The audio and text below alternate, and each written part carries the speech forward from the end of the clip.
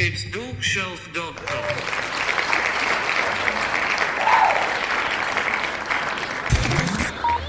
You're now rocking with TDF Everything. Spoiled Rotten.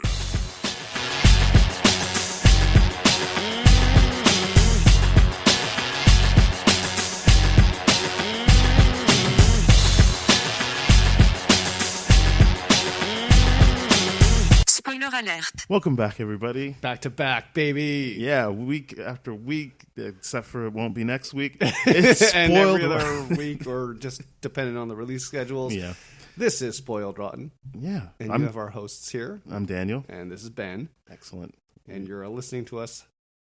Well, we're recording live, Yeah. but I'm going to say... I'm listening to us. Yeah, we're listening to us live, but you're listening to us on our home at Dark Shelf. Yeah. Today's episode, what we are going to talk about is Solo, a Star Wars movie. But first and foremost, we're going to go through a couple of rumors, and because we went back to back, there's not going to be that many rumors, but there are some good, juicy ones. Mm-hmm. That It's a came good out of thing we discussion. got this one this week. Absolutely. But we'll talk about that, obviously, Yeah.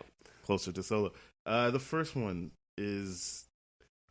I should have not done it this way, but you know what? The Morbius thing, that's a real movie. That's a real movie It's now. really happening. That's... Oh, I forgot. Ow. Well, we'll talk about it after this. So Morbius is, if you don't remember the Spider-Man comic or cartoon, I don't actually remember seeing him in the comics because I didn't read. Oh, he's that in the many. comics, No, for I'm sure, saying I don't. Oh, I'm yeah, not, I I'm, don't. I'm Yeah. trying to say don't like try and quote me on the comics. Cause Oh, yeah, the comics I'm not side going to is speak not to so him in the comics We are intelligently. speaking purely about the 90s animated series. Yeah, in this, and he in was this like, episode, "Oh, anyways. Felicia," because he loved Felicia Harding so much. Oh, yeah. And he sucked people through the holes Through the hands in his palms. because they couldn't do real vampire stuff. I Correct. think that is a comic book thing, though. I too. think, yeah. I think they weren't allowed to like really go for vampires, which is Apparently fine. it was too It made it more overtly interesting. sexual. Mm-hmm. It is Yeah. very sexual. It's very sexual. But anyway, The so nape of the neck. this is not just like some movie that maybe they'll do. They're doing casting calls, and they have a logline: a horror action story of a scientist who is trying to find a cure for a rare blood disease, accidentally transformed himself into a living vampire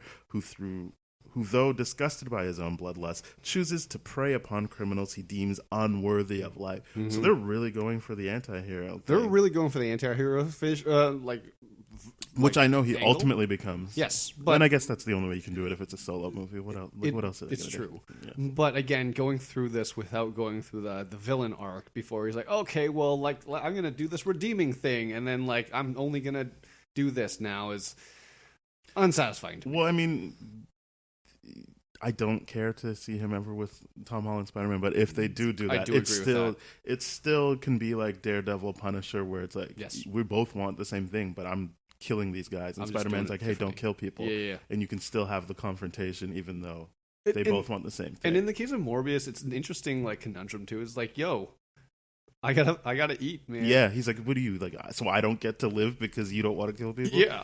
It actually does come up with some interesting things. Yeah, it's I'm definitely more interested in this than I am with the Venom spinoff, to be perfectly honest. Well, not speaking of crappy. Venom, the Woody Harrelson spoke about his role. Mhm. So we think he's playing Carnage. Yep, everyone thinks that, and he would be great as Carnage. He to be said perfectly it's a honest. very small role, but he will be back for the sequel, which almost now guarantees there will be no sequel.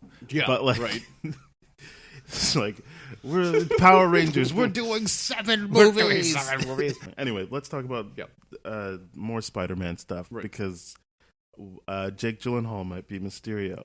That's exciting. I feel like they're really committing to Mysterio, and Yep. we all know how I feel about villains who use illusions as their primary thing. It's kind of a cheap I trick. don't like it, but Yep. I trust that they'll come up with something that is interesting. So Yeah. I'm not bummed. He's visually a cool like villain Yes. to look at, but I'm just not a fan of the like, nah, what you thought you saw didn't really happen. Yep. We can do whatever we want. Yeah, unless it's like one of those heist movies where it's like Yeah. oceans, and you're like, oh, that was No, part I of the hated plan Ocean's the whole 12. time.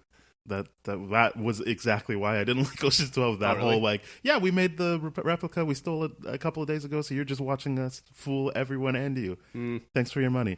But like, I enjoyed that actually. I thought it really was did. clever. Yeah, I did not like. I'm not saying it's bad. I just did not like that, and I Right. feel like if this movie hinges on something like that, it will be disappointing. But who knows? They might come off with something better. Fair and Thanos used the Reality Stone well. in moments. Right. But that also wasn't his only weapon in his arsenal. Right. Whereas Mysterio only has this. But if it's Jake Gyllenhaal, who I think is a very good actor, I I'm agree with assuming. Well, we were saying when we were messaging that like this guy has turned down every like he was supposed to replace Tobey Maguire in Spider-Man 2, but then he was also supposed to be Batman. Yeah, but he's turned down. Like he went out of his way to be like, no, I'm not going to be Batman. He hasn't. The script yet. Must be great. Yeah, he hasn't gone out of his way to say no to this yet. Right. And I said if by the end of the week he hadn't, and it's the end of the week. Oh yeah. Clearly something's happening. I'm not saying he will definitely be Mysterio, but clearly he's interested. Yes. So that makes me feel like it's probably a good script if this guy has turned down Batman. I believe so. And would do Mysterio. Yeah. I mean, he picks good roles and everything like that, and I really do enjoy him as an actor. And the idea of him being Mysterio does make me a little bit more excited for the villain, the character. Also, Michael Keaton will be back as Vulture. And so they really are just trying to get this Sinister Six thing. I really think they are. I mean, which is fine. Like, I would like to watch this Tom Holland face off against the Sinister Six. I just don't want it to be like a Sinister Six. I know it's not Solo, but I don't want it to just be them and maybe Spider-Man's in it. I want it to be like these Spider-Man movies are building up to a big Sinister Six. Yes, because if they can't do Maximum Carnage anymore because Sony's doing Carnage and Venom and all those characters, then I might as well see a Sinister Six. All right. I don't have anything else. Did we say we were going to talk about something? Oh, yeah. James Mangold. He got the big old Boba Fett movie everyone's been waiting for. Yes. Which is a good... I like that. I really do like it. Good for him. He earned it. No, I'm just kidding. Did I read... Okay. Because Simon Kinberg is co-writing. I don't like that. Movie. You don't like it. I don't hate it. He let him do his X-Men thing. Why did... Unless James Mangold asked him to do it. Right. I don't think that Simon Kinberg is good on a first pass. No, he's not. But that when put the word co-writer in there, I'm like, okay, good. He didn't co-write Logan, though, so it seems like James Mangold knows how to do writing on his own. Right. And it's not even like it's like he's being removed from the X-Men universe and he's in the Star Wars universe. So why are they bringing Simon Kinberg along? That's a good point. It doesn't matter. It's a small thing. I'm worried because I know that we've seen many times that Kathleen Kennedy likes to get in people with buzz. Yep. And then they don't ultimately get to do what they want to do. Oh, yeah. We're going to talk about that later. So if it was just James Mangold, I would be like, all right, clearly she's learned her lesson. She heard everyone when they were like, why do you keep giving white male directors movies? And was like, but this time it's James Mangold. How do you feel about that? She heard everyone's outcry. She was like, but this time it's a white guy. And it's like, but wait, you're going to like this one. I'm excited for Mangold. This is to take nothing away from James Mangold. No, I feel like it is a good match. Would have been interesting to see them have a little bit more than lip service to their whole "we want to be diverse" thing. Yes, but I mean, what it is. The character of Boba Fett is Latin or Central American in background from an. Isn't he from New Zealand? The actor. Isn't he I Jango don't Fett? even know, to be perfectly honest. Jango Fett was played by a guy from New Zealand, Central American for some reason. He's the son of Jango Fett, so I would imagine he would be. Well, you can continue on with that. I'm not saying. I'm talking about director. I'm not talking about the actor. No. I don't really in terms care. of the diversity in regard to the thing, then we have like a diverse cast. But we'll see what happens there. But I think it's a good match for a director and the character standpoint to really flesh out how crazy dark and gritty that character should be from the bounty hunters side of things. It'll really suck if he's got like this amazing gritty story and then you see how he dies in Return of the Jedi. Well, he doesn't actually die. But if you just watch the movies, it feels like he's dead. Oh, yes. More on that later. Yeah. Or right now. Yeah. Do you want to just talk about Solo? Let's do it right now. Yeah. Story. So Solo came out this weekend. And this is legitimately, because everyone knows that's been listening, knows my bias towards Star Wars. This is the first Star Wars movie in the history of ever that I have not been excited for. I was excited for episode 1. That disappointed me. Mm-hmm. But I was not excited for this. You were excited for episode 2? I was excited for episode 2. Because I'm like, well, there's nowhere to go but up from here, baby. And then I was like, oh, back-to-back crap. And then they picked it up in episode 3 where it was tolerable. But yeah, the issue there are so many issues. I unfortunately was right. From my viewing perspective, it's hard to be, like, for me, it was hard to be excited for a movie where you know exactly where it's going to go and what's going to happen. Yeah, well, I didn't know it was going to happen, but I also don't feel like I cared. There's there's an element of that. It's you know what? I couldn't tell if it was objectively a bad movie. I just knew that it was not connecting with me. No, it was like, to me, every other Ron Howard movie, it just passes the bar. That's it. It's like, it wasn't good, it wasn't bad, it was acceptable. You wouldn't get offended watching it, but you wouldn't be hyped up for it and everything like that. In fact, this is like the first Star Wars movie I've watched in theaters where it wasn't absolutely packed. And it was so no disappointing one to see clapped that. during the opening. Nope. In my theater. The The people in front of me were like, no one claps anymore. Oh, that's not true. I mean, like episode 8, everyone clapped. Everyone was cheering. No, like, I think they were just saying for this. Like, for this one. Yeah, like, no one claps anymore. Oh, yep. But when the big reveal of who really runs Crimson Dawn, we'll get to that later. But like when that reveal happened, people started to clap, and the guy beside me was like, shh, shh, shh, shh. And I was like, wow, no excitement. Like no excitement is allowed. Funny. But because for me that was not a big deal. No, I was just like, I didn't remember what the timeline was, and then I was like, oh yeah, I guess he is alive. We'll talk and then about I was like, who cares? in a little bit, or at least I will.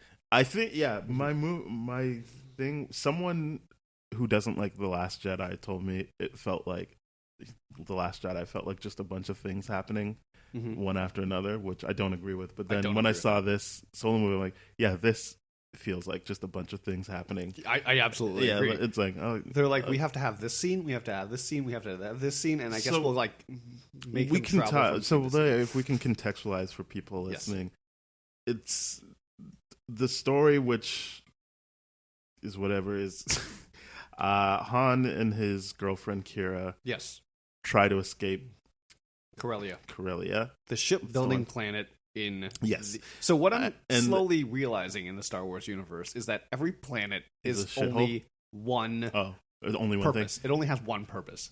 Other people were complaining, like, why does this have to be a shithole too? Like, Tatooine is a shithole, wherever Rey's from is a shithole. This is a shithole. Like, everyone says all these planets are shitholes. I hate when people do that, because in the prequel trilogy we have like amazing planets. Yeah. That we're exploring, rich contextualized, Jedi at the height of their power, Coruscant and everything like that was a nice planet. Mm-hmm.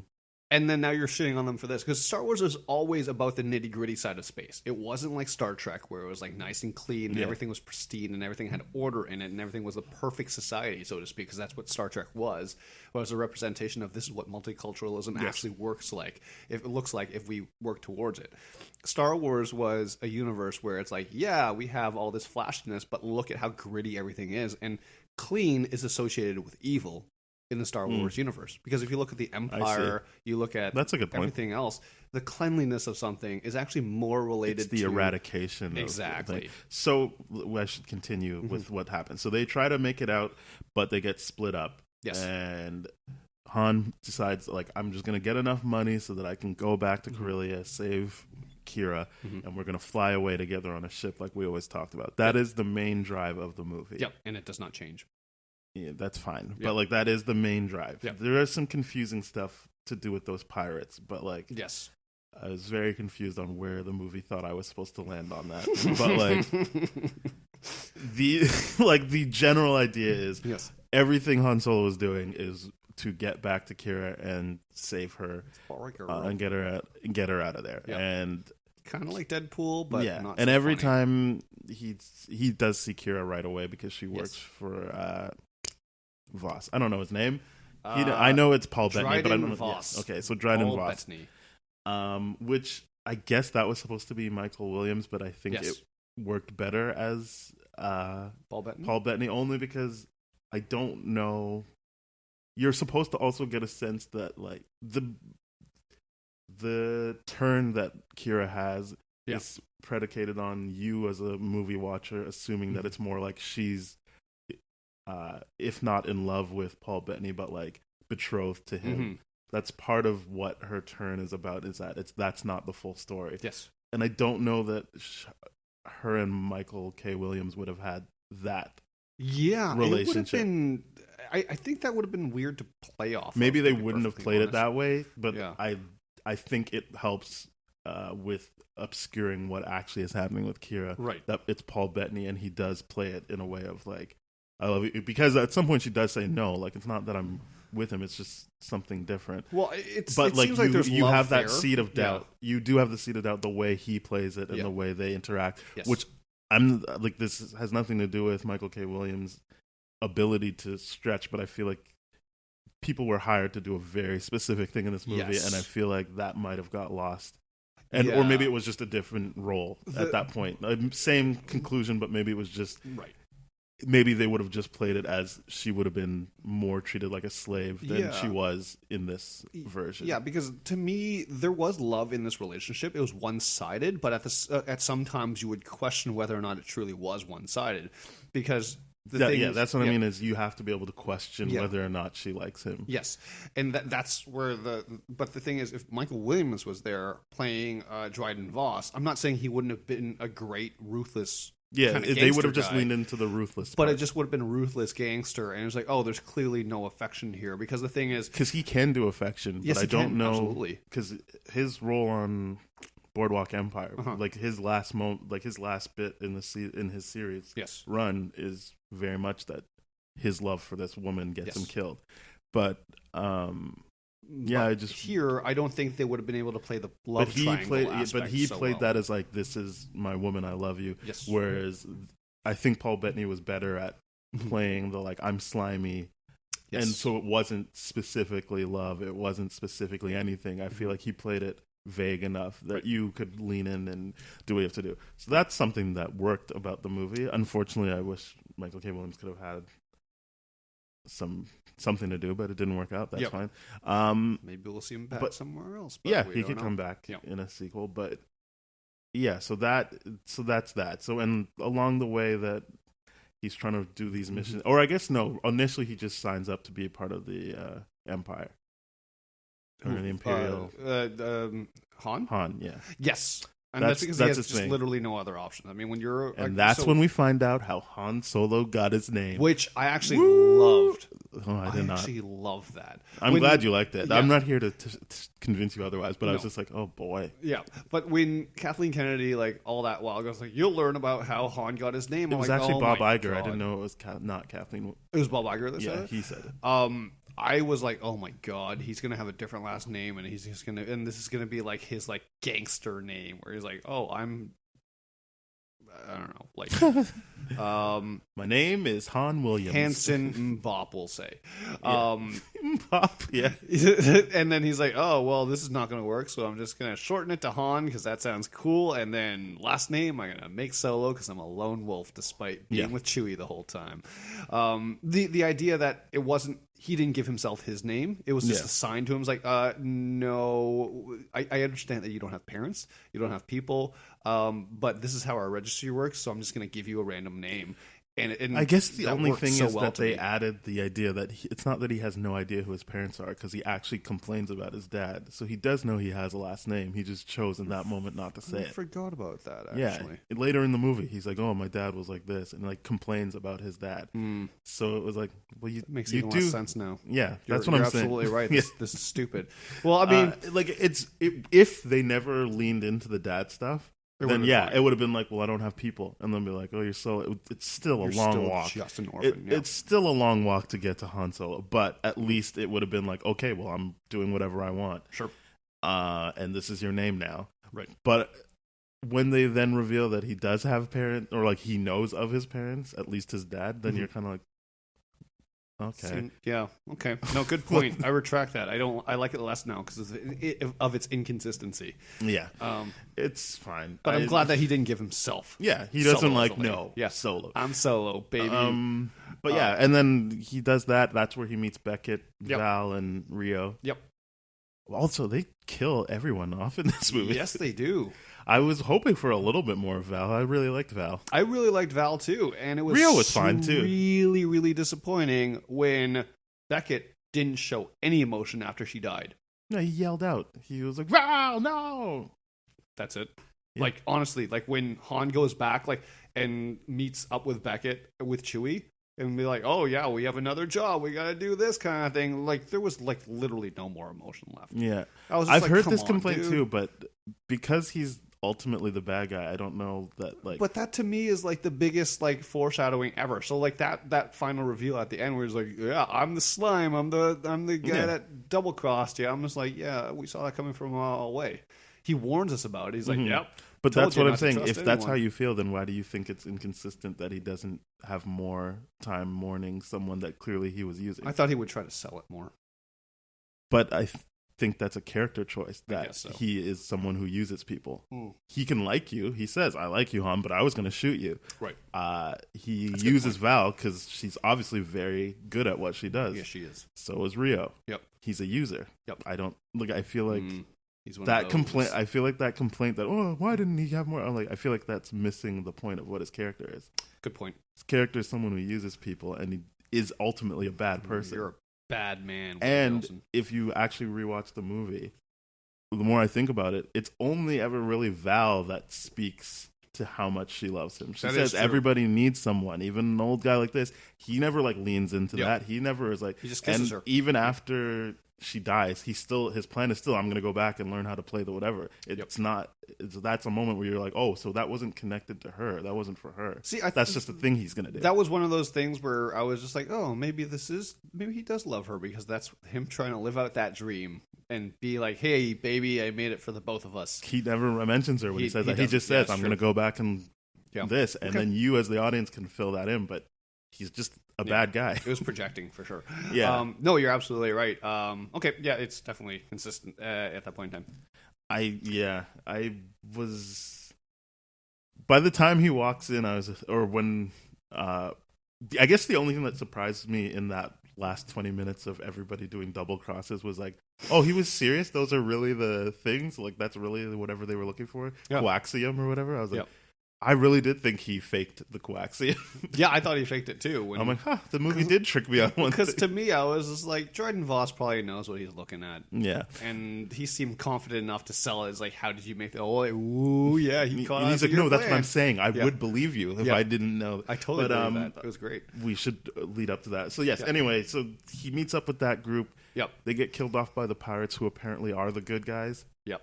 But they killed them, and then they did not kill Val. She killed herself, Yes. but they boxed her in and made it so that she had to kill herself. Well, they didn't They do did anything. It was kill- the Imperial drones that boxed her in. Oh, then they killed Rio. Then Yes. okay, They fair killed enough. Rio. All right. So yeah. yes, you're right. The drones boxed in Val. Yes. Anyways, they still killed other good guys, which was they confusing killed to me. Rio, that was primarily it.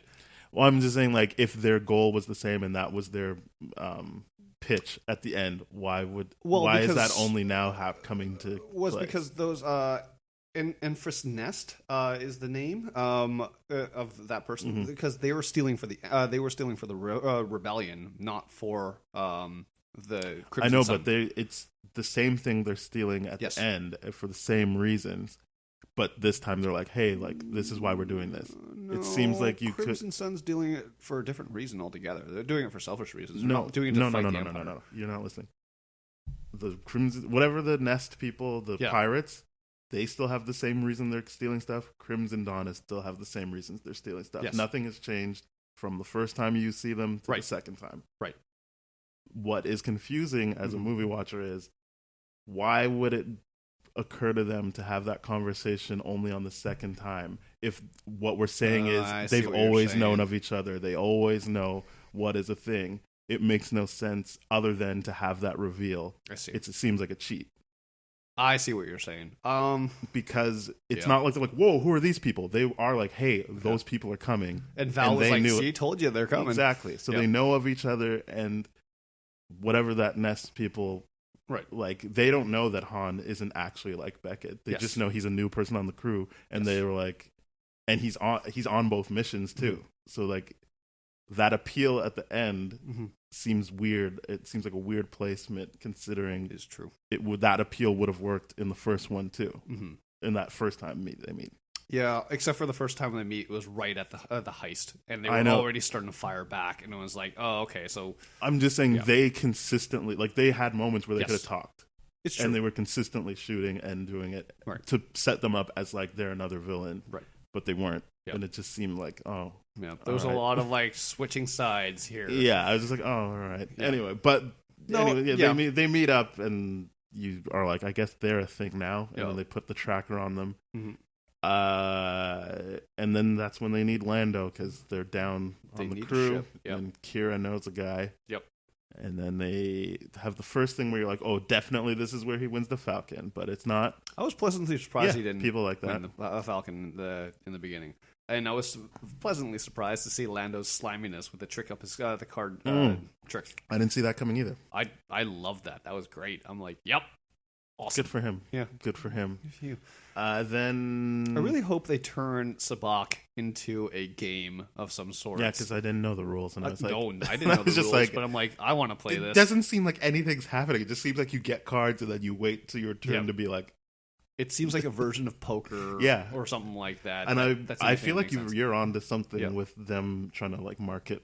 Oh, I'm so sure. I'm so sure they will. Just like in New Girl, I'm so sure there's going to be some sort of like true American drinking game that they're going to produce at some point in time. Like, because is it done yet, or are they still going? Oh, I know it's the finished. last season, but is the season done? It's all finished. Yep. Sorry. But yeah, it's. I feel like they'd be silly not to turn it into a game. Now that people have seen it, it's time. Yeah, it's referenced so much in the whole universe.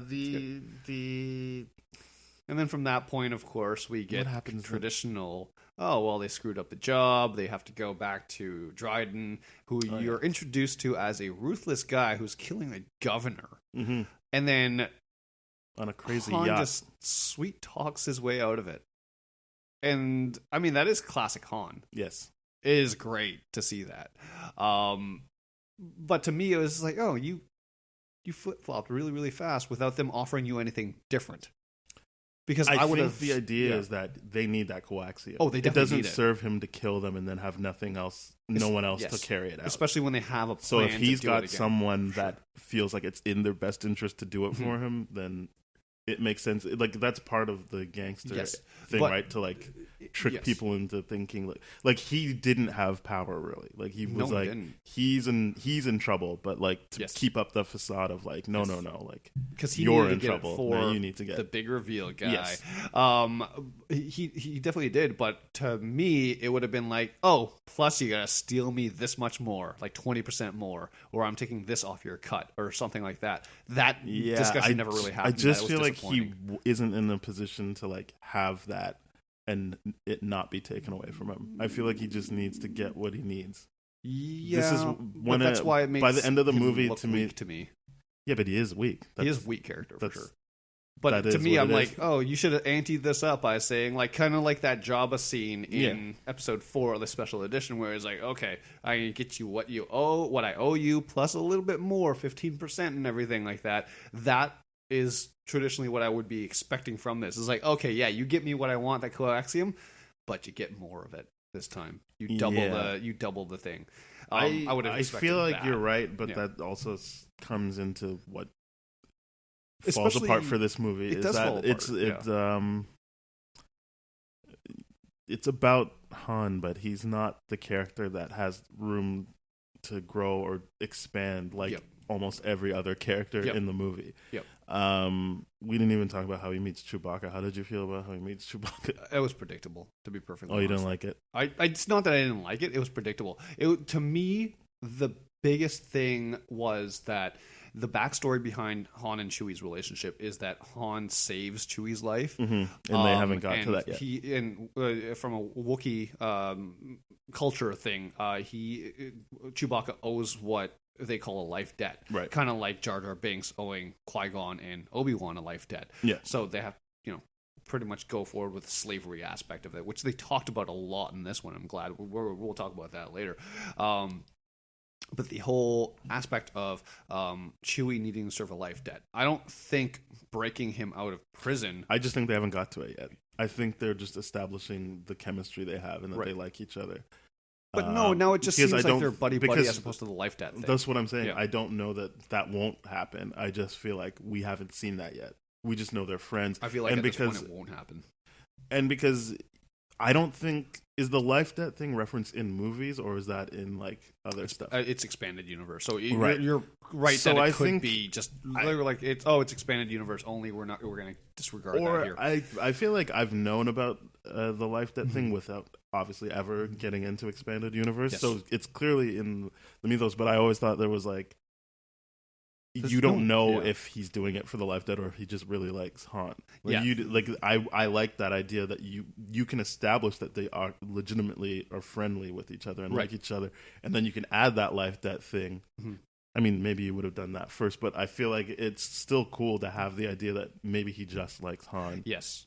And he's got this life debt thing going. Plus, if we were being nitty gritty about it, Han probably could have seen the whole I'm pulling Chewie away from the rock on the train heist thing as saving his life. Mm-hmm. But it was just and maybe this is just one of those things where Chewbacca they did do captions for Han's Wookiee speech, but I like that they didn't do it for I love that I like that it's it always so it's up to you to decide if Han is being serious about what Chewbacca is saying. Yeah, because now if they translated what Chewie says in this one, you're like, well, you have to be consistent now and go back and re-edit everything so that it's translated and all that. No, that was good. Which is garbage because you lose those special moments where, especially in Last Jedi, when Rey was like, tell him, and then she was, yeah, that's perfect. Tell him that. Like you want that mystery behind what Chewie's saying there, but to give him you're a fully fleshed out character as opposed to just a sidekick. And I'm glad that they went ahead and just you relied on Han being like, that means yes. Yeah. Cool. I like that. That was really, really good. And then when Han spoke Wookiee, did you like that? People didn't like that. I really enjoyed that. Yeah, I didn't have a problem with it. I didn't have a problem with it. People were really upset about it. Because the biggest issue is okay, if you didn't speak Wookiee right off the bat, how would you be able to reason with him in that pit? Because I'm assuming I think Chewie more people didn't actually hearing him do it as opposed to who cares? Yeah, see that was my I obviously he speaks Wookiee. It makes no sense if he doesn't speak Wookiee. It was more people being like, "Well, I don't want to hear it," and I was like, "All right." It was fine to me. I thought it was fine. And I'll say this again: what Han is speaking is Galactic Basic. Everyone in the Star Wars universe knows Galactic Basic and how to understand it. That's why you can have all these Jedi talking to all these other races and everything like that, and they would actually make sense. And Jedi have this ability to understand every language out there through their training and everything like that. So it makes sense consistently to me that Han would speak to Chewie in English, but obviously as a Wookiee, you wouldn't have the vocal cord abilities to be able to speak Galactic Basic, but you could still understand it. Right. So that people complaining about that, I'm just like, you could have complained about that in episode 4. Yeah, and people did, but now it's just like, okay, it's too far gone now, baby. It's retconning everything. Then they steal the coaxium. Yeah, they steal the coaxium, and they do the Kessel Run. I was very. Did you like it? I was bored. The Kessel Run was a boring scene. It was definitely very, very boring. I don't think I've ever felt like I want this to end more. Yeah, I did like the train scene was way better than I thought it was. The train scene was good. I was a little disappointed. I'm like, oh, we're already at the train scene. Yes. Because I could tell from the trailer, I was like, oh, that's going to look cool. Yeah. And then I was like, it was very cool. And especially since it had Val doing stuff. Yeah. I was like, oh, yeah, cool. But I just when it got to the Kessel Run, I'm like, I did not anticipate how much I wouldn't like this. Because to me, I'm like, okay, this has always been joked about in the Star Wars universe. And they poke fun of it in that Family Guy special, Blue Harvest. But the idea of a parsec is a unit of distance. It's Yes. not a unit of time. Now the Kessel, now when they say like Han made the Kessel Run in less than 12 parsecs, that actually makes sense to me, because like a parsec would be like, okay, well, obviously the routes you have to take. Yes, they through did that. show all the different routes. Yeah, So, yeah. and now you have to like just stream right through it. It's probably like maybe, I don't know, like a radius thing they're talking about to get to that planet, with the cosmic kind of storms and the colliding like planetary size ice glaciers and everything like that to make that craziness happen. But now making it say like, oh yes, it's less than 12 parsecs, that was a really good retcon that they could have just been like, nope, we're actually making it a race, and now it doesn't make any sense, because if you cut corners during a race, that's cheating and you're disqualified. So why would you be famous for that? Unless you were like a famous, like, you are was, like, basically the infamous. sham of this. It was infamous instead of famous. Yeah. Yeah. I was bored, but So bored. I don't know. I did not like it, and I was just like, why don't I like this? I can't tell. Yeah. I can't tell what's going I on think here. the reason why I didn't like it was primarily because Han's piloting abilities beyond his the getaway Yeah. car chase thing. His baby driver stuff. Yeah, on Corellia was the only thing that was referenced. I mean, like, he went to the academy for 3 years.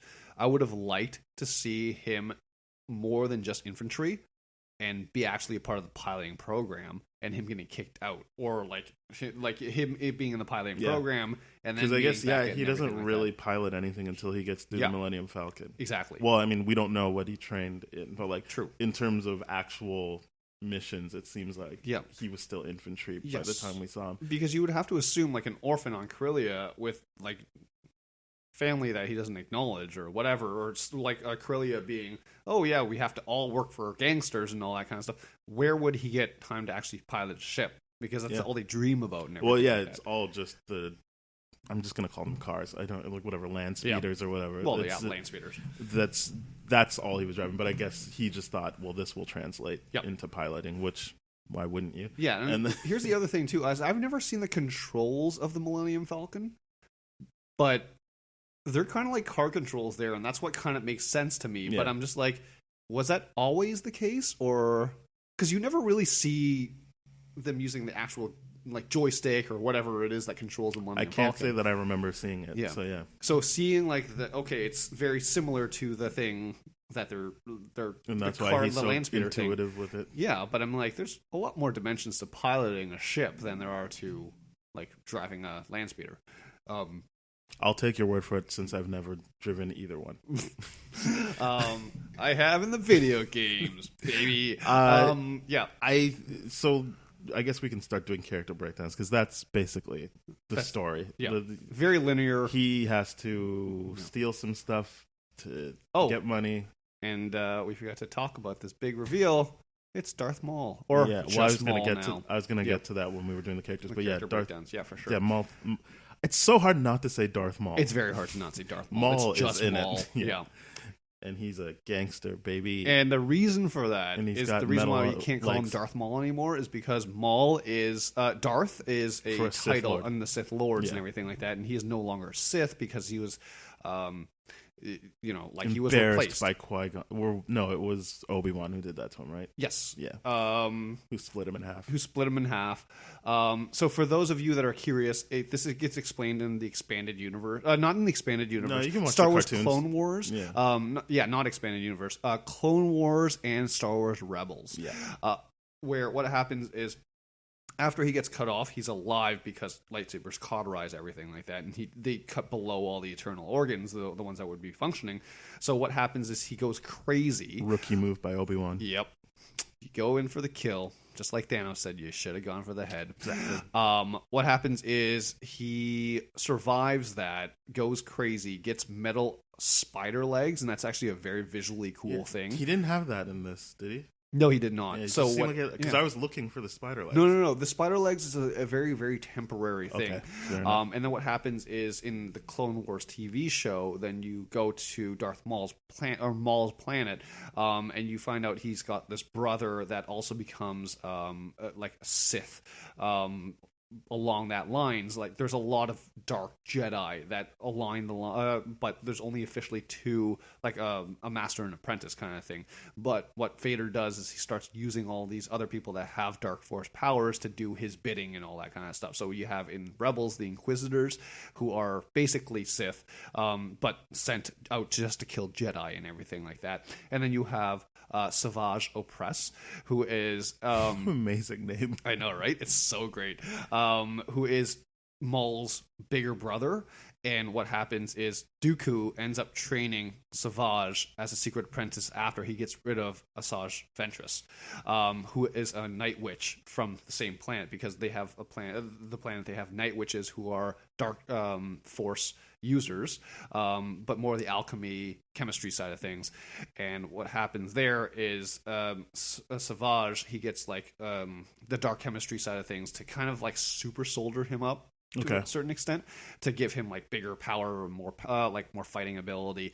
And then Savage finds out that Maul is alive, and then teams up with Maul after he rehabilitates him, gets rid of the spider legs, gets some real mechanical legs, and then they fight off against they just constantly reoccur throughout Clone Wars as well as Rebels. So him being alive to me was just like no shocker, and it actually made a lot of sense. It was like, oh, Crimson Sun.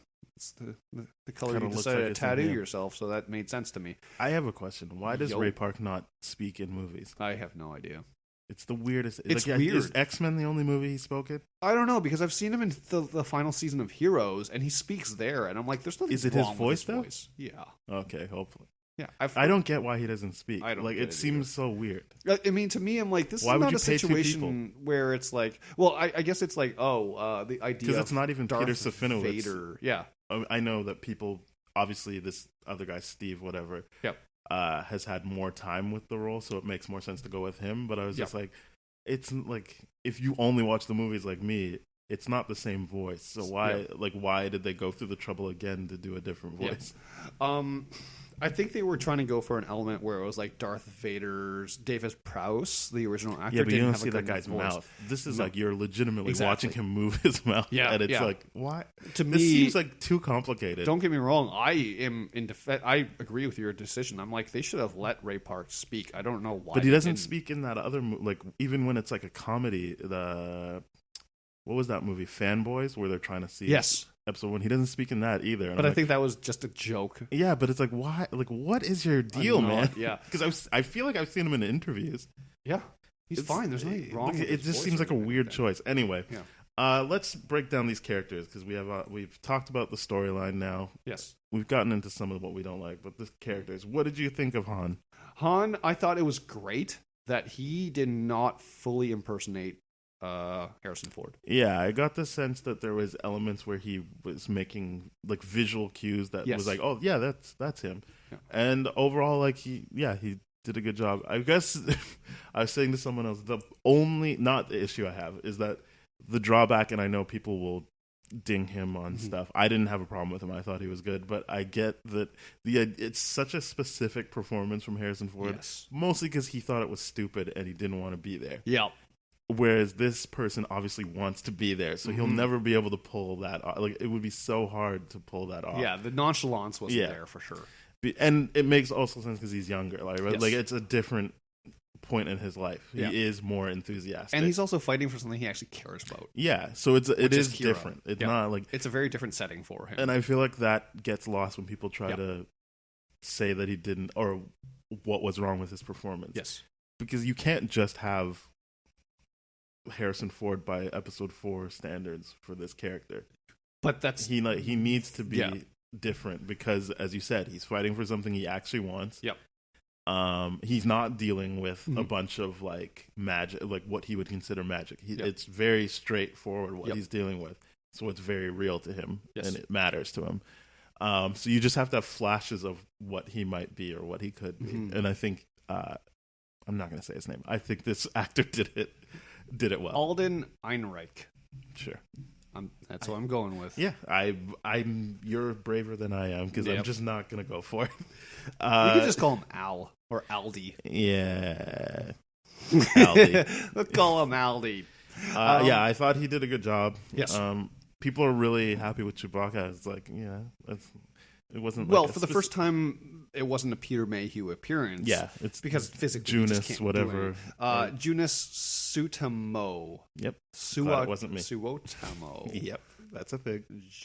Jonas. Yeah, no, that was to me the best part of this movie was that relationship Chewbacca. between. Oh Han yeah, and like Chewie. I like them together. Yes, but I wasn't like, oh, Chewie steals the show. I was just like, nah, No. he's He's regular never good gonna Chewbacca. steal the show. No, I'm just saying people who say that he did. I'm just like, I guess if you must be a really big Chewbacca Setting fan. the bar real low to have Chewbacca steal the show. Apparently, Paul Bettany is a huge Chewbacca fan, so it was funny that when he's introducing, goes Chewbacca, nice to see him. I'm like, I don't even think he was acting there. Yeah. I think he was just really happy to see Chewbacca. Yep. Yeah, he was good. He did a Yep. really good job in that movie. Mhm. But I've never thought that Chewbacca wasn't good in a movie. Yeah. He's a very consistent. I mean, it's a different actor, so yes. I mean, but he's also younger, so he can do more things. Yep. Next what on did the we list? think of Beckett? No, let's Beckett last. What did you think of Lando? Lando? This was the hardest performance, and I wanted to like it. I really did. I didn't. I really didn't. I know everyone's like loving on Donald Glover right now for everything he's doing, and he is brilliant. But to me, the biggest issue with him playing Lando is like, oh, to me, I just feel like you're in the Dreamatorium with Abed somewhere and acting out and everything like that from Community. It's hard for me to separate that from his role, especially that's what I saw, and it was just not great to me. He's doing things on his own, and the pansexuality aspect of it actually built into a lot more of this with what I thought. Yeah, I didn't get that they were in a relationship. I thought she was joking. Yeah, I thought L3 was joking. It's clearly not the case. She wasn't joking. And the way you know that is because she even said, like, I can tell by the way Han's heart is beating that he loves you. Yes. So she would obviously know by the way Lando's heart is beating that he loves her too. Yep. So it's obvious that they were in a relationship of some sort. Right. I just didn't realize they act, and especially when she's like, oh, how would that work? And she's like, it does work. So obviously they've been together in whatever way they've been together. Mm-hmm. So yes, the pansexuality. But as I said before we saw the movie, yeah, that makes sense because of where they are. Yep, absolutely. And he even says that in an interview. He's like, yeah, it's a galaxy full of like different people. Like you can't just stick to your own race. It's like Han, like, and Lando's just trying to have fun no matter what he does. So it's consistent. But it seemed like he loved her.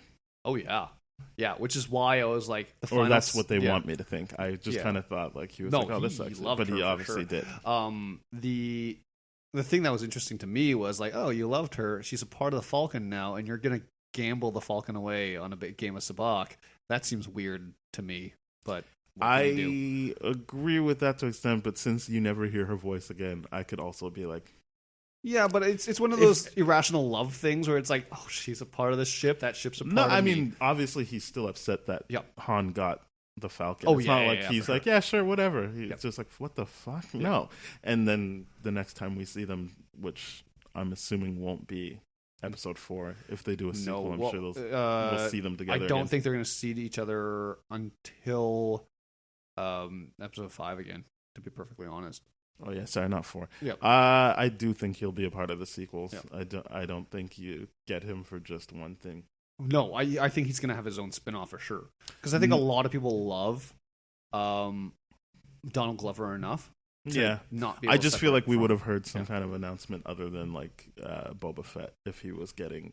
Oh, they're talking about it right now. Yeah, we talked about that last episode. I'm just saying we both agreed that was like we'll see, as opposed to like we're actively looking to do this. Yes.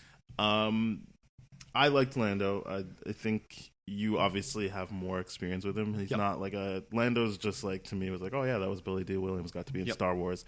So I don't have any connection to the character. And I thought that whatever Donald Glover was doing worked for what they needed him to do in the movie. It's true. It did work for what they needed him to do in the movie.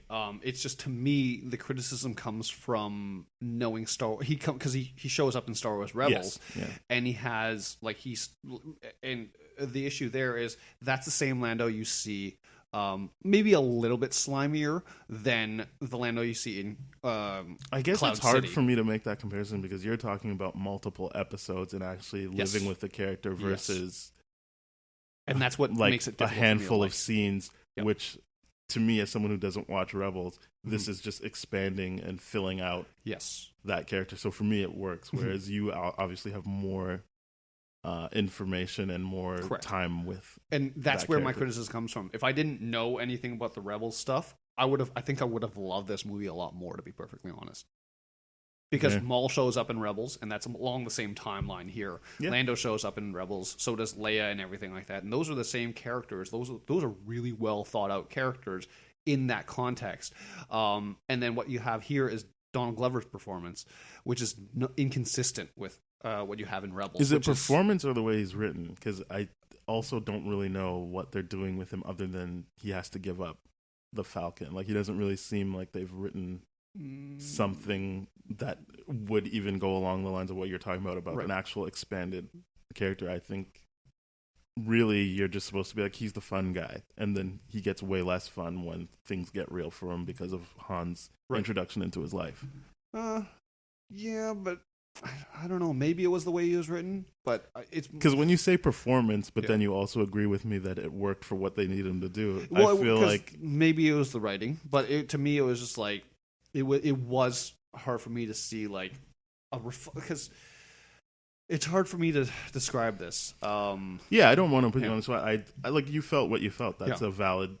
That's valid. Yeah. I just wanted to get down to like what's wrong, because I think the movie suffers from like writing issues. Yes, Because I can't really speak to a performance where I'm like, oh, that was bad, or this is like Right. a performance of any kind of impact on the story. Like, there was Right. I didn't really like the guy who was like, oh, your name's Solo, but he's a one scene person for Yeah, one yeah. thing. I think like everyone who, like, when we saw that first cast photo, I think everyone in that cast photo did a good job. Right. And that only goes to what were they trying to accomplish within what was given to them. So the fact that I didn't like it didn't come down to like a performance that felt off. Right. It always came down to, this doesn't really work for me because of what you've written into this, or like the position you've put this character in. right. I feel I don't know. It's hard to describe accurately here, to be perfectly honest, because Lando obviously is a very fun character, and he brings the Yeah. fun to this movie, where you're really expecting Han to do that, but Han ends up being more serious than you think he would be, and that's fine because, like I said, this is one of the few things that he actually cares about is Kira, so it makes sense he would be serious about this. And even then, he like does some Han things where it's like, oh, yeah, like that one in that final scene where it's like, and this is like teased in one of the TV spots. It's like, we got 30 people there ready to go. I Yeah. just need to give them a signal. I like that. And then that was great. I'm like, oh yeah, that's a really good Han thing. That was funny, but I mean, like, he didn't mean for that to be funny, and it's not like that. Yeah, but I like that. Yeah. I like that's the idea. It's like the Thor is funny by accident most times. Well, like, he's no. What you said about Thor is that he's actually a funny person, but when he's like needs to be serious, like when he's like being in Thor 2, where he's like, oh yeah, I've come back from this battle, father, and this is what I've done, with a whole audience, and he's being like super serious and everything like that. And when he's in Thor 1, where he's a fish out of water, he's like, of course I'm going to be serious, like I can't joke around now. But in Ragnarok, where he's given that opportunity, like, yeah, you know, I don't have to be as serious now, because there aren't people around me and everything like that, or I'm on Earth and I can. Okay, you know, well, do a selfie. maybe I misspoke. What I meant to, what I meant to get across was, I think his humor comes from his ignorance of what the actual situation is. Oh yeah, which isn't necessarily the same thing as Han Solo, which is his humor comes from his overconfidence. Yes. Whereas Thor has every reason to be confident. It's just he's not reading the room. So what he says, the only time I think he was trying to be funny, and it's a weird moment, but I like it, Infinity War, when he's like, I see you copied my beard. Yeah. That is a funny thing. And I feel like he is trying to be funny when he says that. Yes. But other than that, his jokes mostly derive from this lack of awareness of what's going on, and him saying something that like, he's not trying to be funny when he calls Rocket a rabbit, but it's still funny. And he's not trying to be funny when he says, I bid you good luck, morons. He's just heard him call them morons. Yes. So he's like, well, they must be morons. So, It's very context-based for him. Yeah. Yeah. But we digress. Yeah, the whole Lando thing, it's just inconsistent because for Rebels, that Lando that they displayed there was the exact same Lando in Cloud City. Okay. And that to me is like, oh, this is not so great. Because this Lando is not the Lando, like, I don't think anyone can say, like, this is the Lando that you see in Cloud City. I wouldn't want that to be the case. Exactly, right? But because you have Star Wars Rebels being like, oh, that's the Lando you see in Cloud City, then you have this Lando. I get what your issue is. I just think that it works. I think he works for the movie, whether or not that plays into what people want in terms of this story being told over multiple media. Yeah, that's unfortunate that they weren't able to make that gel. But I think he works for the movie. Yes, because once again, if he's the same person in Cloud City, is he a character that you can really care about? That clearly nothing gets to him. Like it's nice to see that he was obviously way more carefree and less. His slime was obviously on a smaller scale, and then he builds up to something like Cloud City. Yeah. And let's talk about Kira, who I thought was the only person that actually deserved a sequel. I was like, oh, I would watch her now be a part of this evil organization. I was a big fan of that turn at the end. I loved it. I was just like, yes. Yeah, well, she was warning him. She's like, I don't think you get it. Like, no, that's not going to happen. I'm not a good person. All that kind of stuff. I was like, when she killed him, and I like that Beckett was even like, oh, is he dead? Did she kill him? Yep. And I'm like, yeah, Beckett gets it, because he's also a user. He's a slimer. I didn't think I would care about her, but I remember we saying like early on, like she's getting a lot of play in these trailers and even in the marketing. So I was like, so she can't. I mean, I didn't know what they were going to do with her. I didn't know it was going to be this, but I was like, it'd be weird if she was just the love interest. Then. It would be so weird because I'm like, well, and she wasn't. She was for a time, and then that 3 years obviously changed. Like made her hard. It was like a Kylo Ray thing in terms of like, here's two people that obviously not exactly 1-to-1, but of course a parallel in the sense that like two people who could have been together are on two separate sides of the coin here. And I liked the way she played it, that she like the whole time, like they hint, apparently they did, the way she fought was supposed to like hint at Darth Maul, because it's Maul, because it's like apparently she's using the same style of whatever martial art he's doing as him, right? Because once I heard that, I was like, I guess they don't show it specifically, but like the way her cape moved and the way her leg moved in that scene where you don't see what she's doing, but you can kind of see flash. I'm like, yeah, I guess that is kind of like Maul. Interesting. But I mean, she says Voss taught her, and then it's like maybe Maul.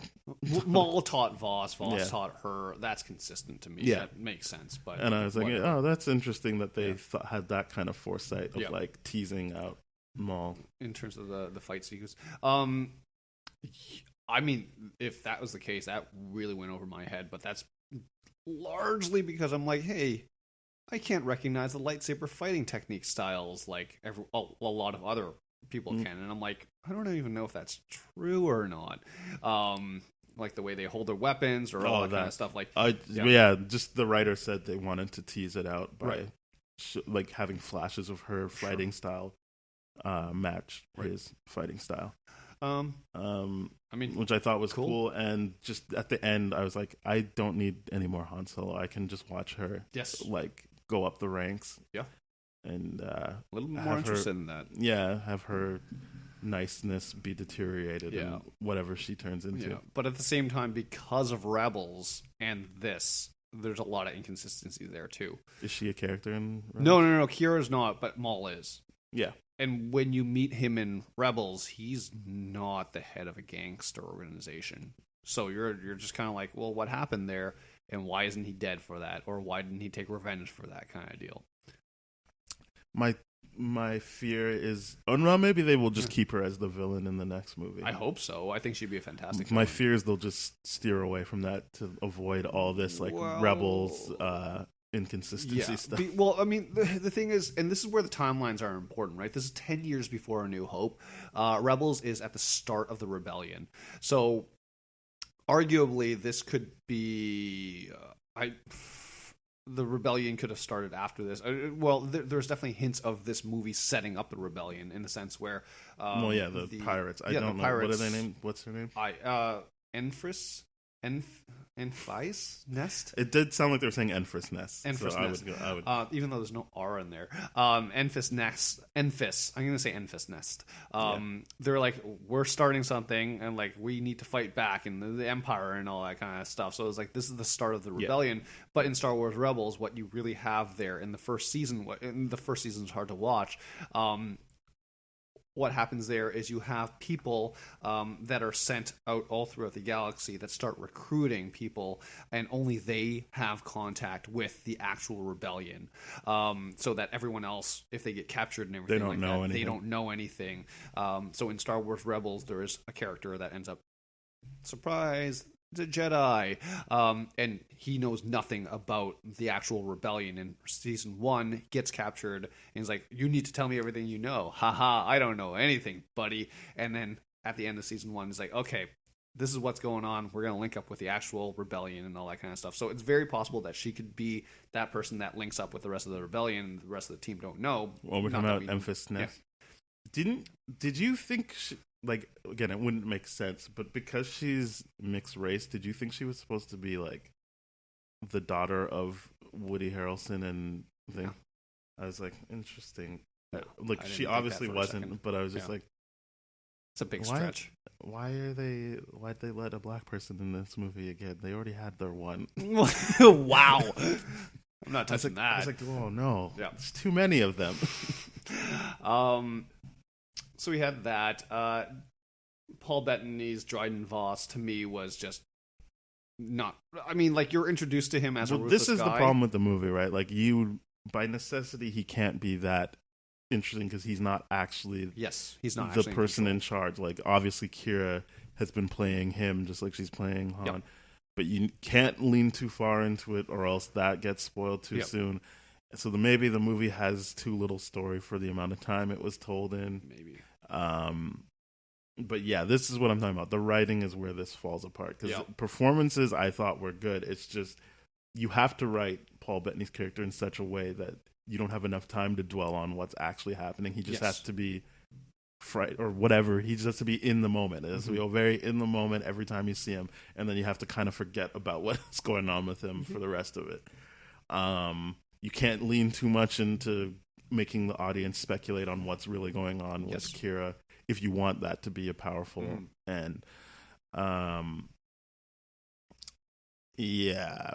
What else?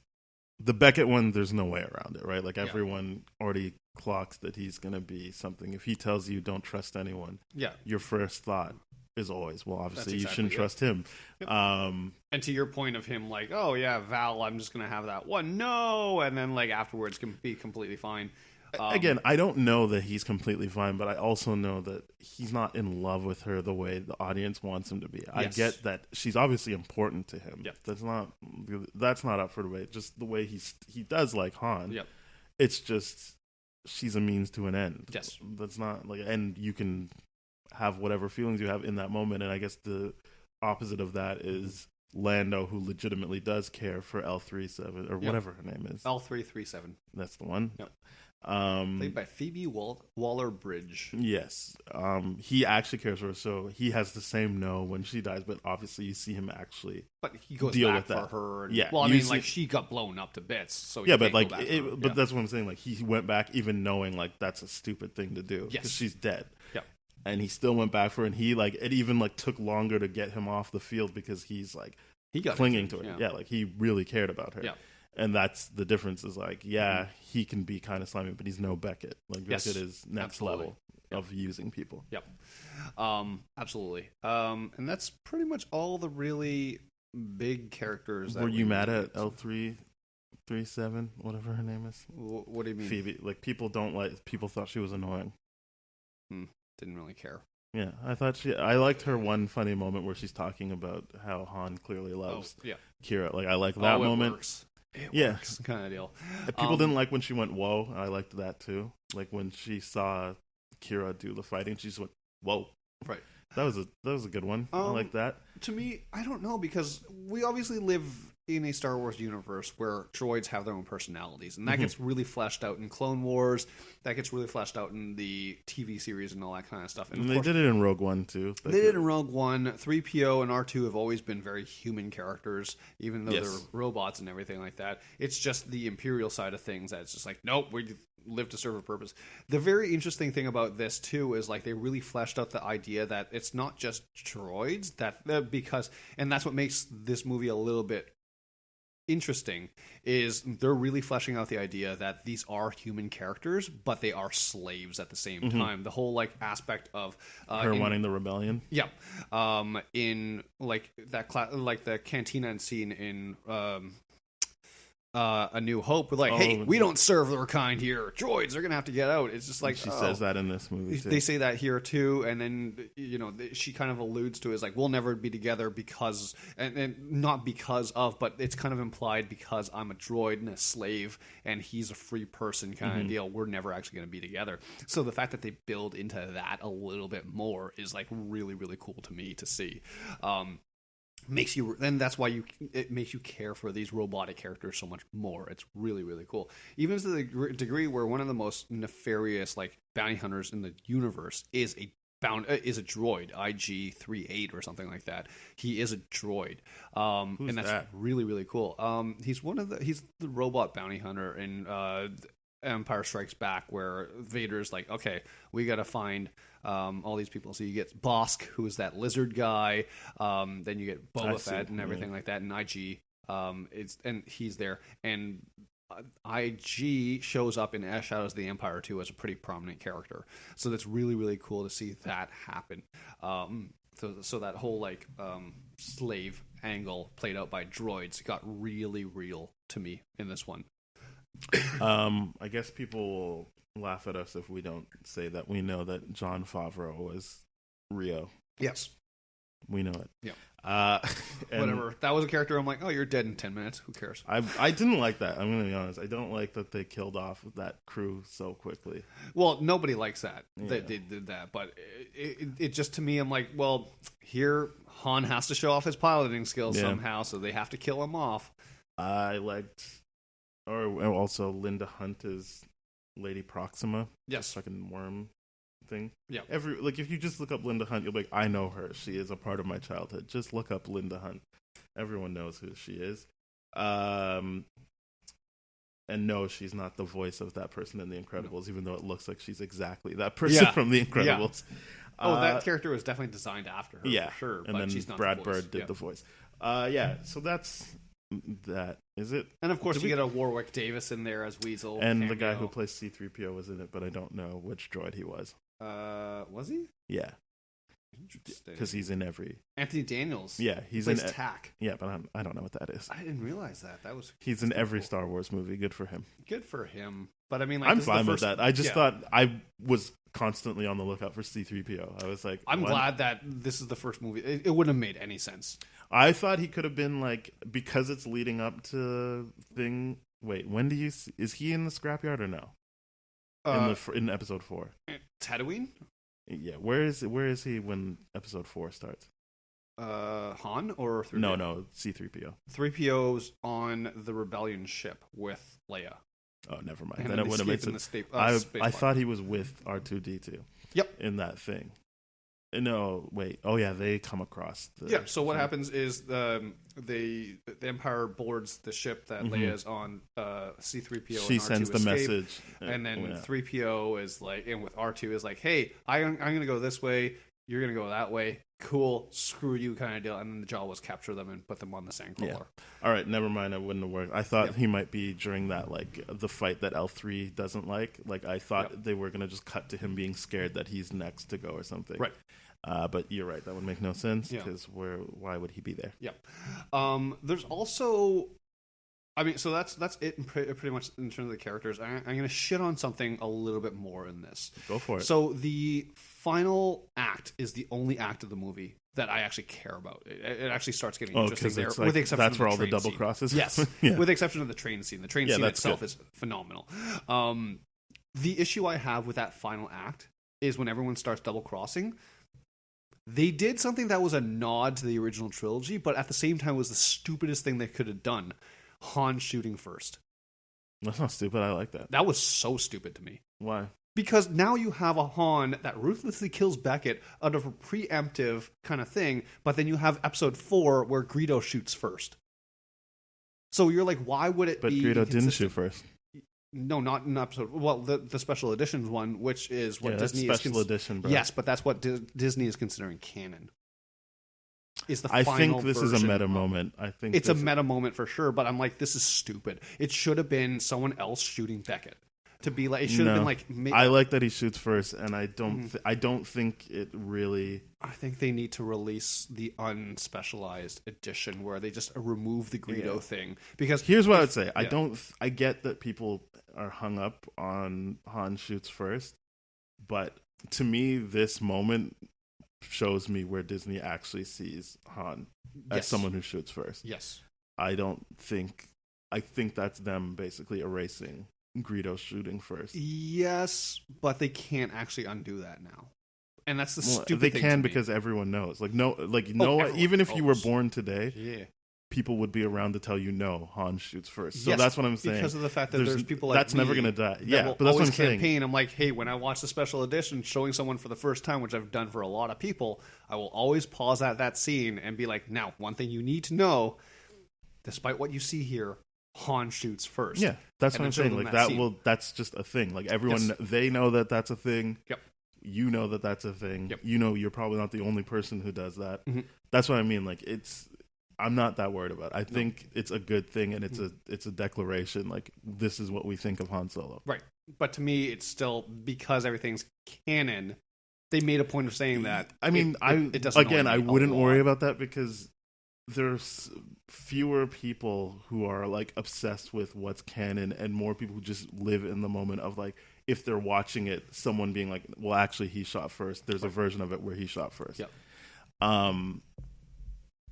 It sucks for you that that's what you're so hung up on, but it's like, I for didn't me like as that. someone who's watching it, I'm just like, that's good. That's would've- actually, it's better that you would say that that's your mission statement for Han going See, forward. What I would have preferred is Enfys Nest shooting Beckett, like as a sniper shot, and just being like, "You're welcome," kind of deal. That would have been consistent for the character of Han because of this canon thing.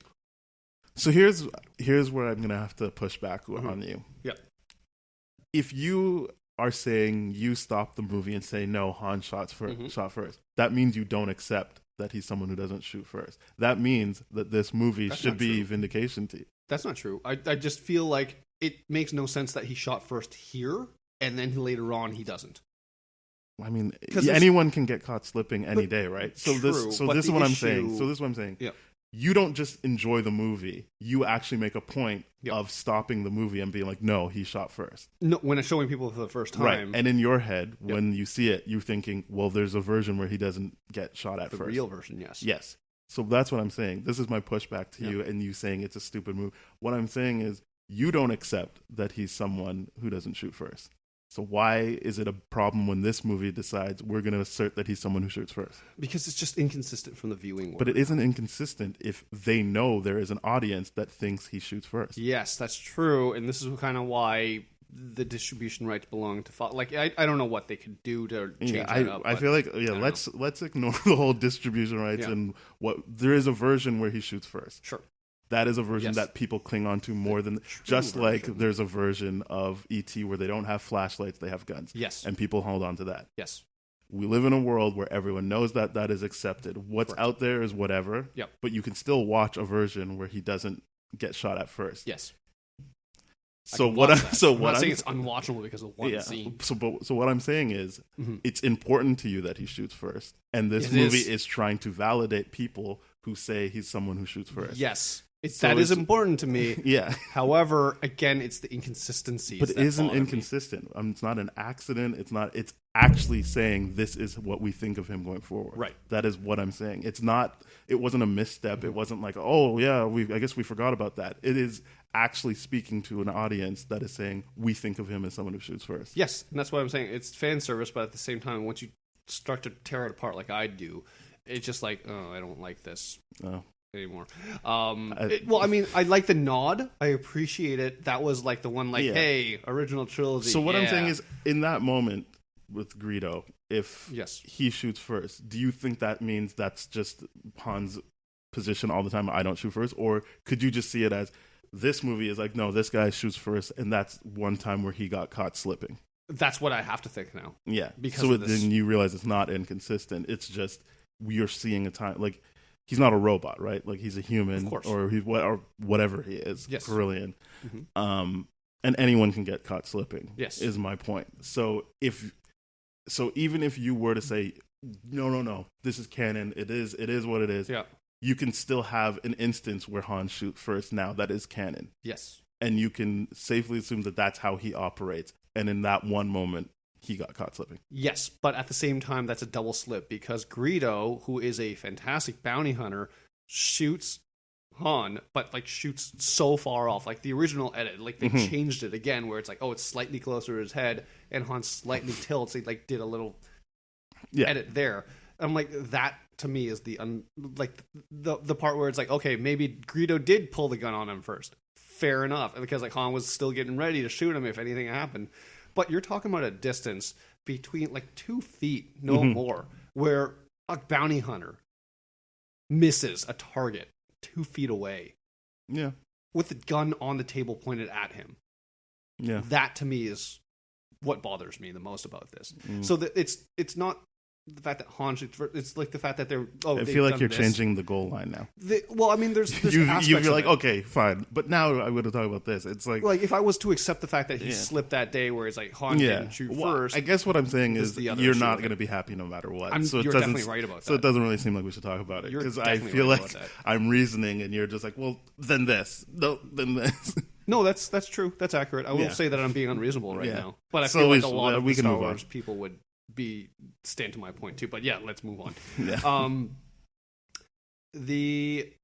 And then the other issue I have with this is now, if you've watched Rebels, you know how the story of Maul ends.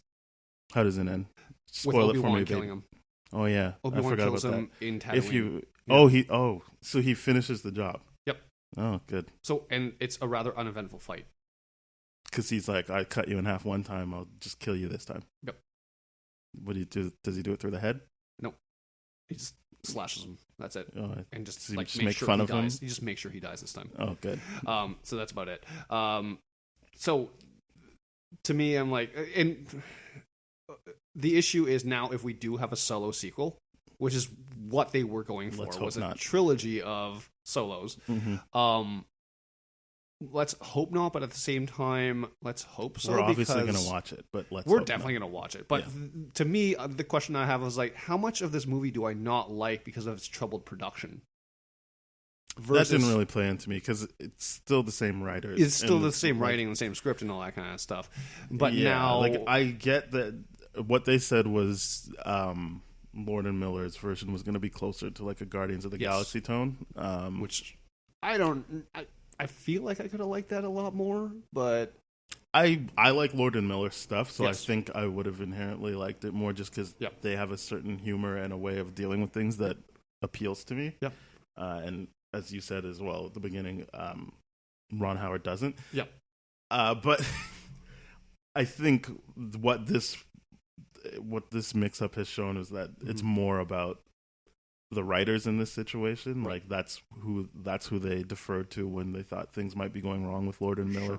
That's who Lord and Miller had issues with, the writers. Right. So obviously it was their movie always, and the change of directors probably didn't change much in terms of what they were going to do in an edit or something like that. Maybe this came out better because they changed the director, and the director didn't have to make the movie again in an edit like Suicide Squad or something like that. Right.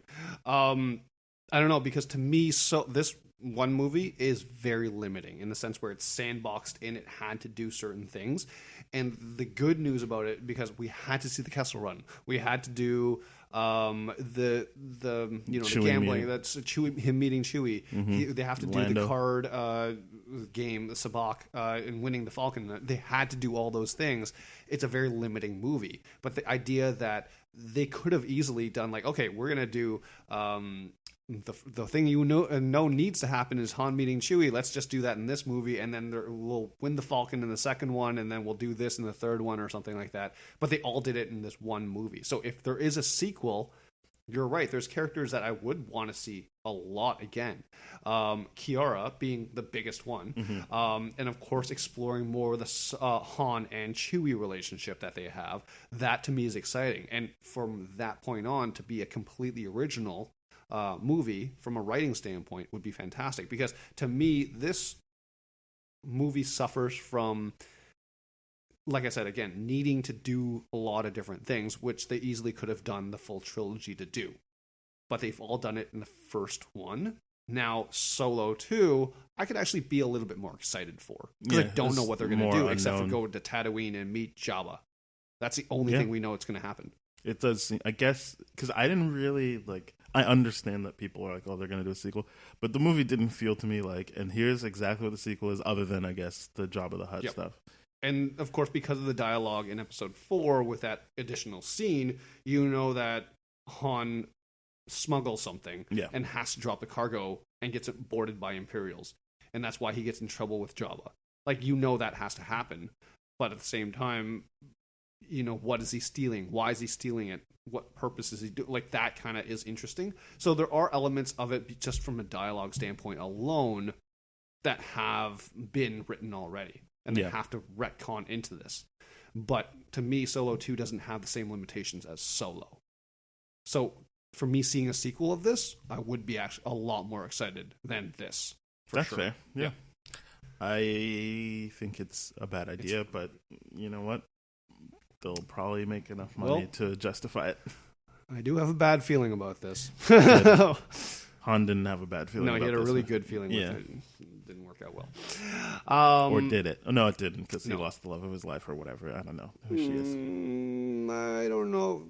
I mean, it definitely doesn't seem like he's like, oh, I can get her back. I think he's like, oh. I think he's... Because when she said, hey, I'll be right behind you, and then he saw the ship, he was probably like, oh, I see. Yeah.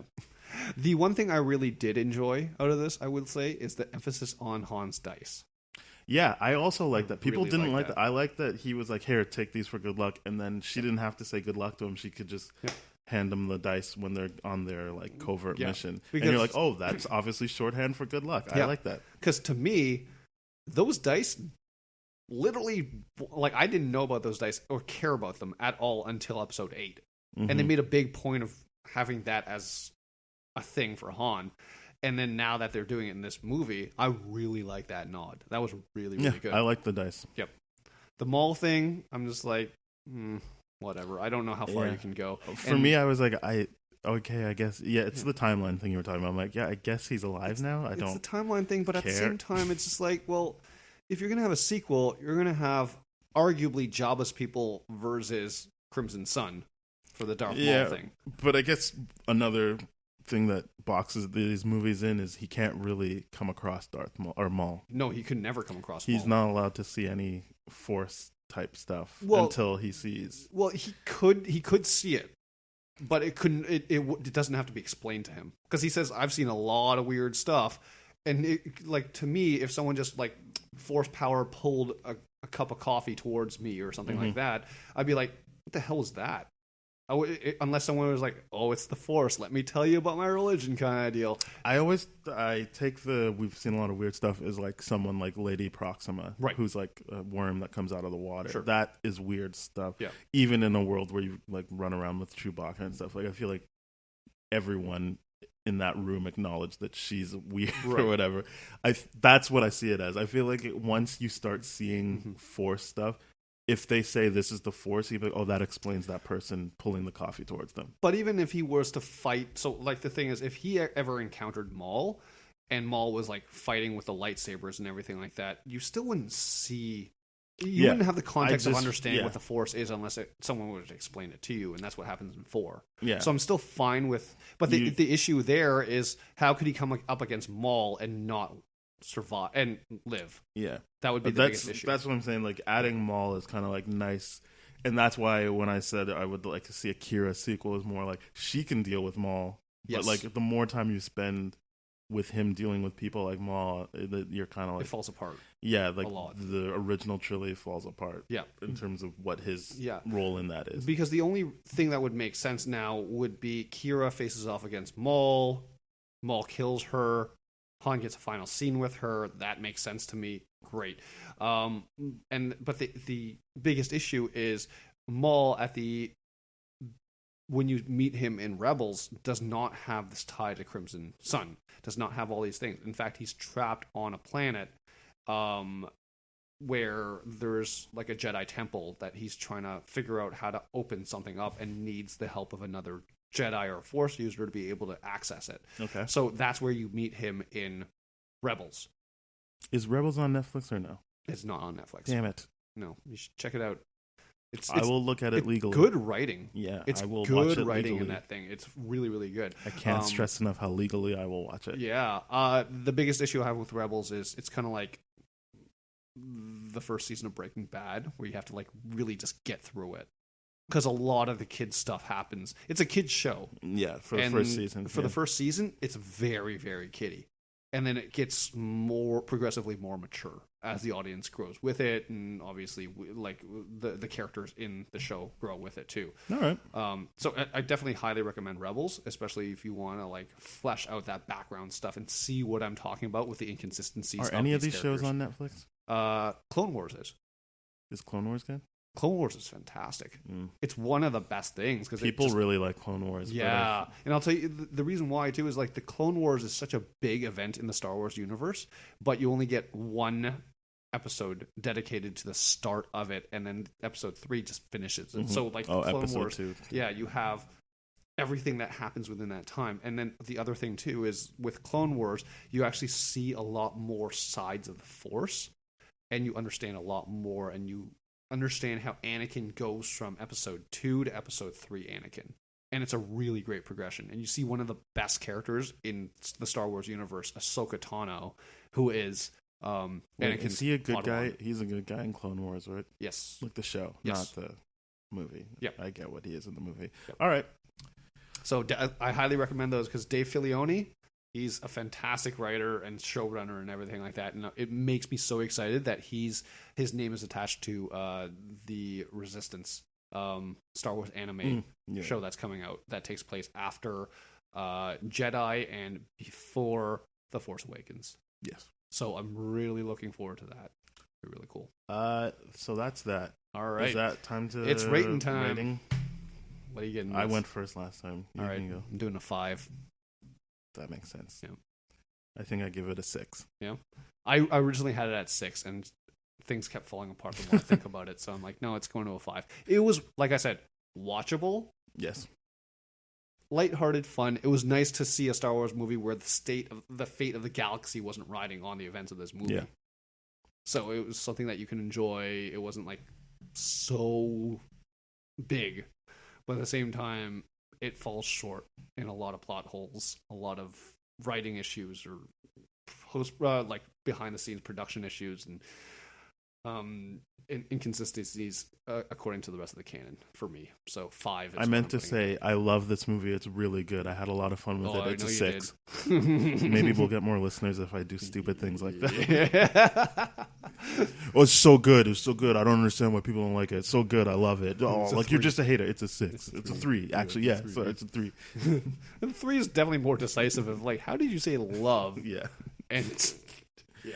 Anyway, no, I stick with my 6. It was it did not connect with me, but I also don't watch all the stuff you watch, so I didn't have enough entry points of disappointment. You definitely are open to a lot more disappointment on these movies than I am. So I couldn't tell if it was objectively not a good movie or just something that did not speak to me.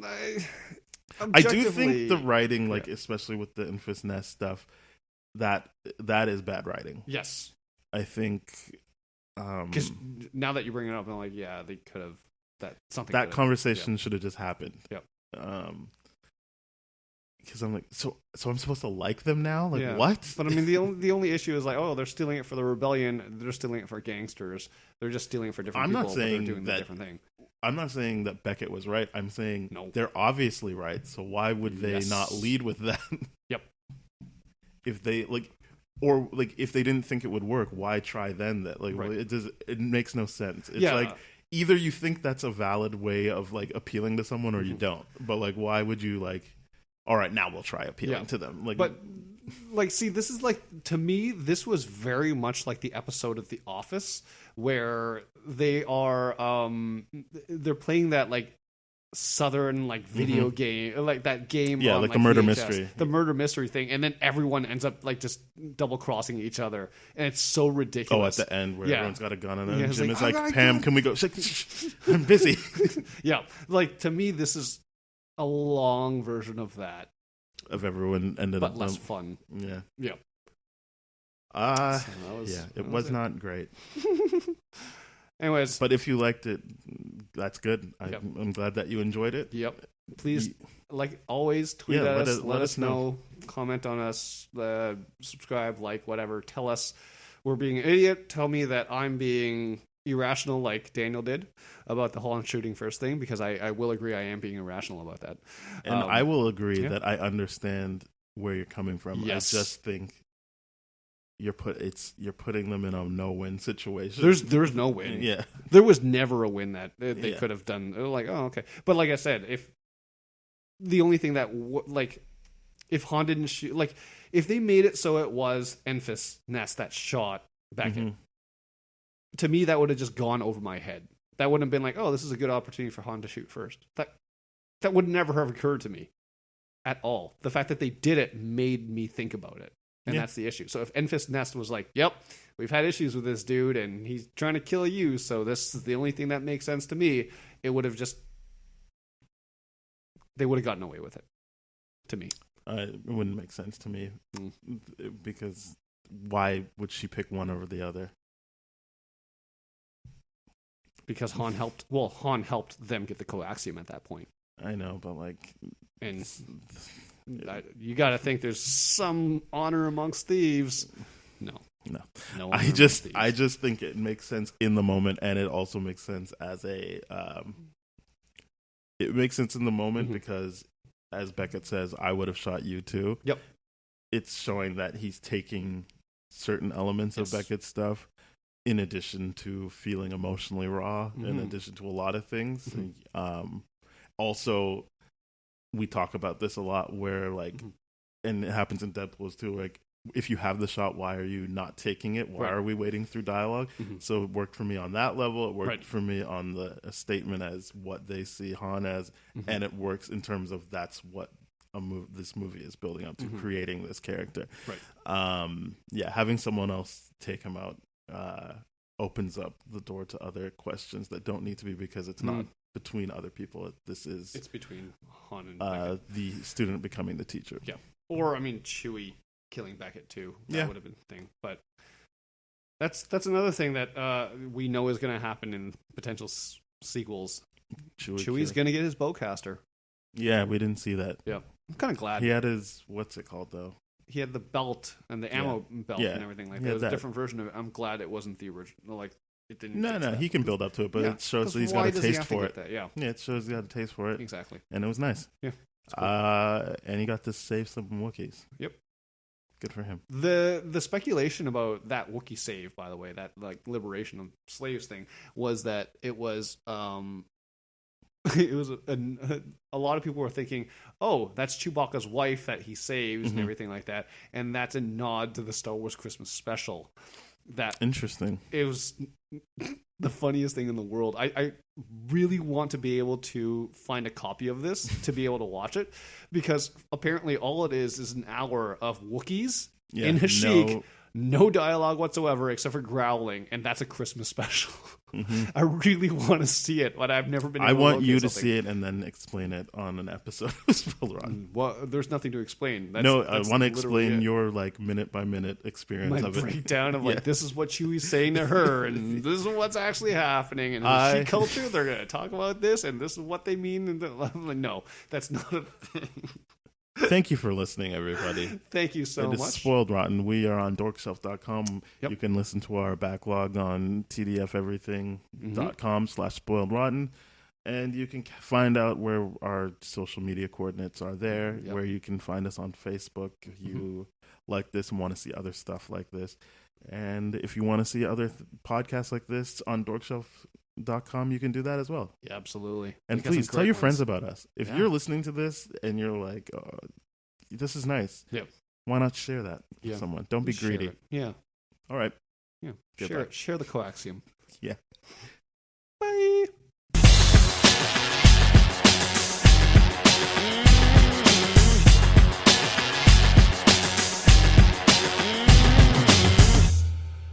This has been a TDF Everything production, brah.